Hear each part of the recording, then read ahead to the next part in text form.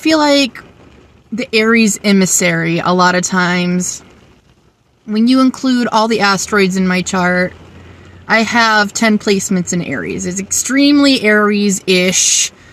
I have Venus and Mercury both retrograde in Aries at 18 degrees.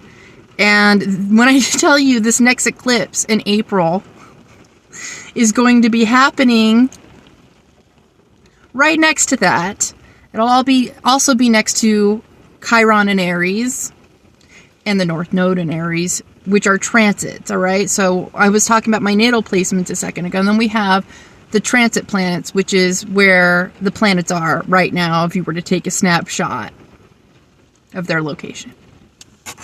These eclipse points are playing with my 11th and my 5th house.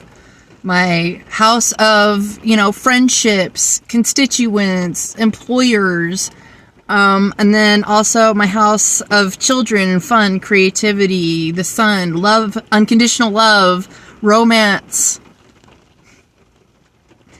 So when I tell you, a little bit about this eclipse point, that are these eclipses that are happening right now, this is the heart, the perspective of where I'm coming from.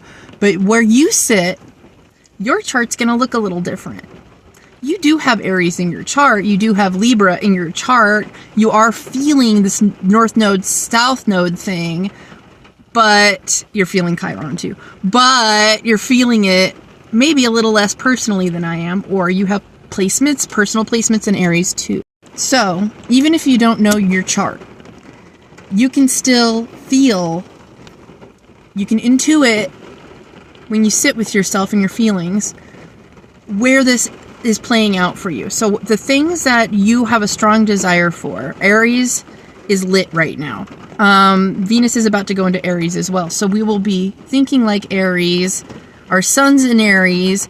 The next eclipse is going to be in Aries. Our identities, the things we want, are going to be loud. Our synchronicities towards this are going to be loud. We're going to have strong desires towards this direction. We're going to be very clear on what it is we want. Ask an Aries what they want for dinner. They'll know. They won't pussyfoot around. Ask a Libra what they want for dinner, and you're not going to have anything but a circle jerk conversation. So what are you willing to die to protect? What are you willing to sacrifice for? What are you willing to cut out of your life in order to ascend to that level where your goals are? What are you willing to do on a daily basis with your habits as a soldier? Aries is a soldier. Libra can be a soldier too, but it has different qualities of soldiership. It's more legal, it wants to figure out the paperwork. Aries, fuck around, find out, you'll deal with the paperwork once the event is done, if you're even alive, because you might die on the field. You know what I'm saying? Like, YOLO energy is Aries. Conversely, what are you willing to live for?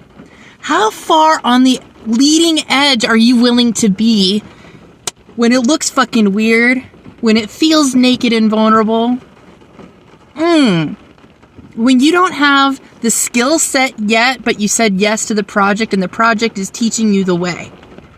That's this axis. Bravery, courage, blind action, messy shit. Like, it's not going to be perfect. We don't want it to be perfect. We want it to move in Aries.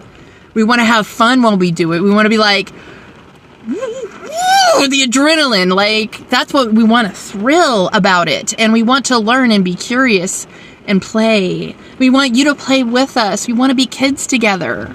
Just like taking candy from a baby, there will be fallout from this eclipse.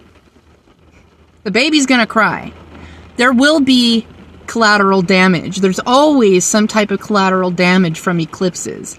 But there's also huge, massive gains. So we have to stay excited and not in fear. Remember, I was talking about staying excited. These excitement and fear emotions can't exist in the same brain at the same time. Physiologically, this has been studied, okay?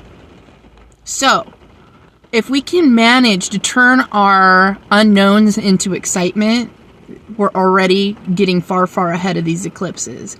But just know, discomfort's going to be a sign up to being a soldier. It is what it is. That's where we're ascending to this time. Next time it'll be Pisces, North Node. Are we ready for that shit? The song by K-Flay is popping into my mind. Blood in the Cut. She's like, I need the crack of the whip. I need the blood in the cut. Like it's a craving. Aggressive affection is very Aries, you know, like it's not going to be clean cut. It's not going to be nice. It's going to be dirty and gritty and smelly and a little sexy because like that's a soldier. But at the same time, it's very focused and driven. And if you know what you want, make lists now. Like I said, write this shit down. You're going to be very clear. But the middle part, you're not going to know the middle. It's like the underpants gnomes and manifestation. Like you're going to know what you're doing. You're not going to know the middle part, but you're going to understand what the goal and result, desired goal and result will be. Right? All right. So that's what's up. I do readings. Hit me up. I have a link in the bio. I love you.